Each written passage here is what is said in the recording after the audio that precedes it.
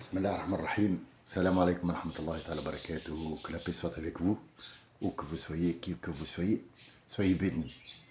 J'espère de tout mon cœur, du fond de mon âme, que la paix règne en vous, autour de vous, et qui accompagne les générations à venir, les vôtres et les miennes si j'en ai. Aujourd'hui, c'est pas une histoire politique ni un coup de gueule. C'était un truc bizarre que j'ai vu sur les réseaux. Alors quand je me lève, comme d'habitude, je regarde un petit peu les informations, un petit peu partout. Voilà, je lis. Je me lève à 4 heures du matin. Alors de 4 heures, parce qu'il y a des gens qui dorment à côté de moi et dans la maison. Donc je fais en sorte d'aller voir tout ça un petit peu, hein, éplucher ce qu'il y a autour de moi et lire peut-être un livre ou une page ou deux et puis réfléchir, voir un petit peu les réseaux sociaux, qu'est-ce que ça se raconte. Aujourd'hui, j'ai vu un monsieur qui avait une bibliothèque énorme, des livres à gogo en arabe derrière, et il avait aussi son truc sur la tête. Vous savez, le truc qu'on met sur la tête comme ça pour que la science ne... Parce que de temps en temps, vous savez, il y a un surplus de science et de savoir qui coule à travers les... Donc on lui met ce truc-là pour garder les informations bien truc. Et donc il parlait d'une affaire très grave. La guerre, Gaza, celui qui a brûlé le Coran, je ne sais pas quoi, Dieu s'en est pris à lui parce que il a brûlé le Coran. Euh, et il buvait une tasse de thé, tranquille. Donc là, je vous apporte une information. Hein. Ben, qu'est-ce qu'il y a derrière cette information? Des sujets graves comme ça, qui sont à traiter avec des pincettes. Parce que c'est pas aussi simple que ça, parler de Gaza ou de la guerre ou de Dieu ou de machin, c'est pas aussi simple. C'est pas donné à tout le monde. Il te faut un savoir. Il te faut une façon d'expliquer aux gens et de leur exposer le problème tout en gardant ton sérieux. Donc si moi je te vois avec une tasse de thé et tu es tranquille derrière des livres que tu nous fais... Enfin, je crois que tu les as tous lus. T'as rien à faire sur Internet. En plus, tu es sponsorisé par 3 ou 4 personnes. Donc, en fait, chaque fois qu'on te regarde, il y a 60 centimes, 60 centimes, 50 centimes, 1 euro. Donc, à la fin du mois, tu as 1000 euros. Donc, en fait, tu m'as vendu du pipeau. Je dis à ces gens-là, arrêtez, c'est pas bien. C'est pas bien. Tu sais pourquoi? Moi, personnellement, si je te fais confiance et je te mets, mis à part le thé, mis à part la mise en scène que tu mets derrière, mis à part les trucs, l'habit que tu nous fais croire que tu es un grand imam, et imam ça ne veut rien dire du tout, donc enfin, pour ceux qui ne le savent pas, imam, c'est celui qui a, en arabe, il y a homo. Il y a homo, c'est celui qui guide. Et quand tu guides, tu es chef de guerre, c'est que tu connais bien la guerre. Si tu es chef de guerre, c'est que tu connais bien la guerre. Zelensky ne peut pas être chef de guerre. C'est un mendiant de haut niveau. C'est pas un chef de guerre. Trump, c'est un commerçant aguerri. C'est pas un chef de guerre. Macron, c'est un chef. C'est pas un chef, c'est le président d'une république qu'on a nommé, qu'on a mis. Ça peut pas être chef de guerre puisque l'armée, même l'armée, il l'a pas fait. Il l'a pas faite. Donc, faut rester raisonnable. Monsieur Cabous sur la tête et le thé ouvre un truc chicha et franchement, laisse tomber les trucs là. C'est pas bon. C'est pas bon du tout. Tu comprends? Mais je vais te parler d'un autre sujet qui pourrait t'intéresser, monsieur le machin là. Alors, mis à part Gaza et machin, moi, je suis pas apte à parler de ça. Je peux te donner mes sentiments. Les gens te donnent leurs sentiments. Il y en a qui te disent, ouais, je déteste les juifs. L'autre, il te dit, ouais, je déteste les arabes. Le Trump, il est obsédé par les Mexicains, il veut les tuer. Les Chinois, ils veulent tuer les Japonais et le Hong Kong. Donc, en fait, chacun te donne ses sentiments. Même un chef d'État ou un dictateur, il va dicter ses sentiments à lui. Mais le sentiment général, il est où? Quelle raison? Donne-moi une bonne raison d'aller en guerre avec toi. Je n'irai en guerre avec toi que si l'affaire vient d'en haut, divin. Ça doit être un Dieu. Pourquoi? Parce qu'un Dieu ne peut pas être avec quelqu'un contre un autre. Tout simplement. C'est tout simplement. Va pas chercher trop loin pour la philosophie de machin qui... ich bin heute oder ich bin morgen. Non, non, non, non, non, non, non, non. Écoute-moi bien. Moi, s'il y a une cause qui me pousse à aller combattre, c'est l'intérêt général, pas celui de mon pays seulement. Parce que mon pays seulement, il ne peut pas vivre tout seul. Il faut qu'il y ait un pays en face avec qui on fait des échanges, parce que moi, les patates, ça ne pousse pas chez moi, ça pousse chez lui. Donc, combattre ou le remettre en place, je comprends tout à fait, mais aller combattre pour une cause qui est bidon, parce que monsieur boit un thé chez lui et il incite les gens à aller faire la guerre à Gaza, ferme ta gueule. Putain, ferme ta gueule, ferme-la. Ferme-la. Ferme-la. Tu me vends du vide. Et tout est vente. Et là, c'est là où je venais en venir, la vente. Il n'y a personne sur terre qui n'a pas quelque chose à vendre. Tout, mais alors tout est monnayé. De l'honneur au truc qu'on n'a pas encore découvert dans la terre et qui va sortir et qu'on va trouver, on va lui trouver une utilisation et on va le vendre. On vend les idées, on vend le look, on vend les paroles. Vous vous rendez compte qu'un comique vend une phrase comme par exemple, je sais pas moi, un comique comme Dieudonné ou un truc comme ça, il a une petite phrase qui fait rire et t'as pas le droit de l'utiliser, c'est à lui. Il te la vend. Et cette phrase, elle coûte plus cher que ce que tu gagnes toi en 3 ans. Et oui, il va vendre ce petit truc-là 150 000 euros. Ça dépend de l'utilisation, bien sûr. Il a les droits d'auteur aussi et machin. Pourquoi? Il y a une phrase. Saladman. Dieudonné l'a utilisé. Saladman. Tu ne peux plus l'utiliser parce que sinon il t'attaque en justice. Il te dit c'est mon mot, tu m'as pris ma marchandise, c'est ma marchandise. Et oui, vous ne le voyez pas, mais c'est ça. Vous voyez rien venir. Vous êtes tous des vendeurs. Il y a toujours quelque chose à vendre. Très très peu de gens parlent de leur cœur, de leur âme, et généralement ils arrivent à rien du tout. À rien du tout. Ils ne sont pas écoutés.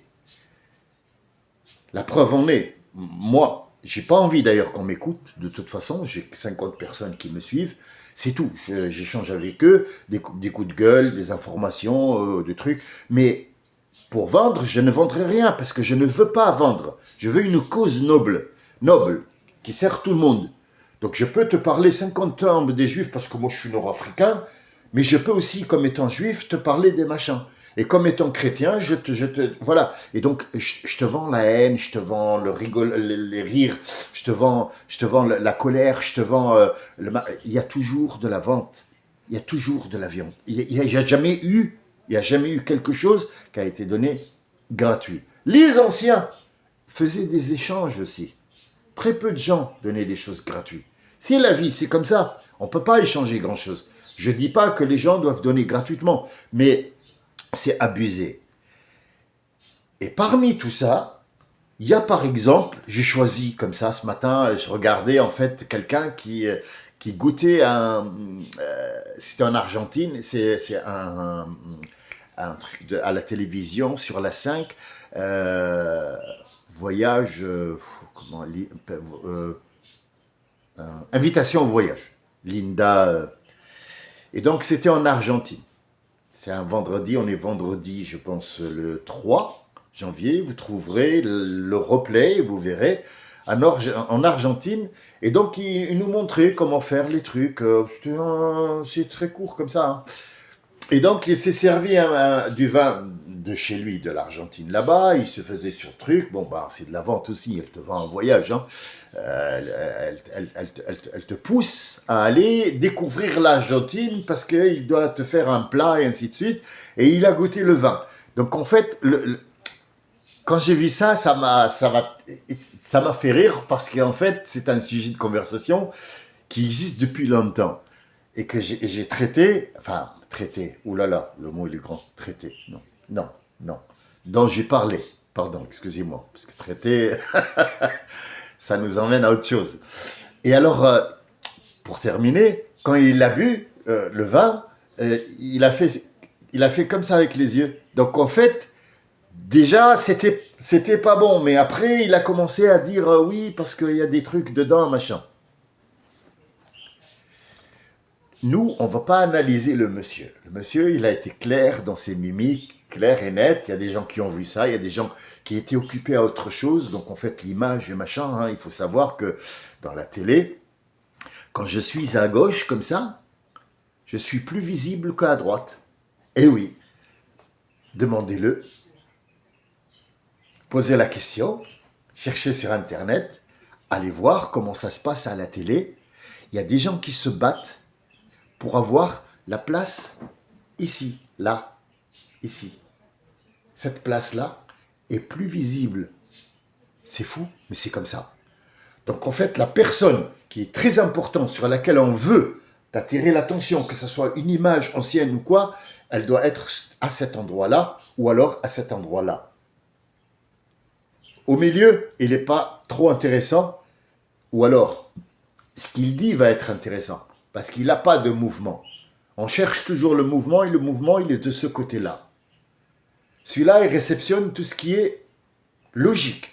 Si c'est pas logique, il le refuse. C'est comme ça. Et donc là, je vais l'utiliser, ce que je viens de dire, je vais l'utiliser dans un verre de vin. Le vin, depuis que le monde est monde, le vin c'est quoi? C'est un fruit qui a macéré. Ça sent bon? Non. Comment ça, non?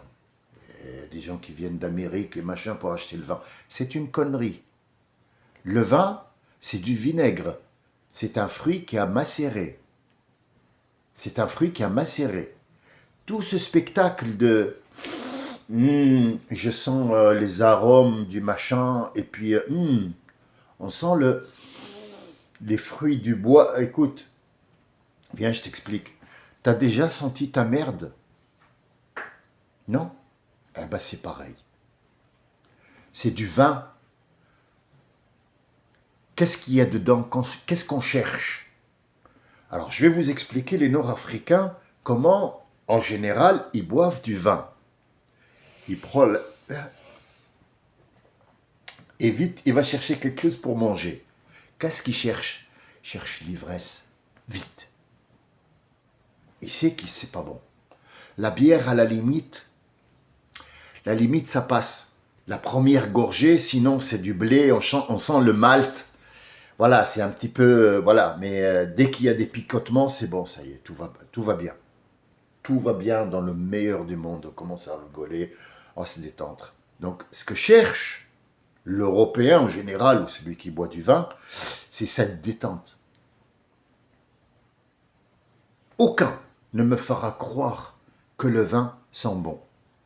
Je vous explique. Quelqu'un qui a bu du vin, moi, je vous mets au défi d'aller lui ouvrir la bouche et de sentir chercher les saveurs. Allez, va chercher les saveurs. Si t'es vraiment sincère, va chercher les saveurs et surtout, laisse-le dormir, le matin, va chercher les saveurs. Tu verras que c'est de la merde. Mais qu'est-ce qu'on cherche en fait?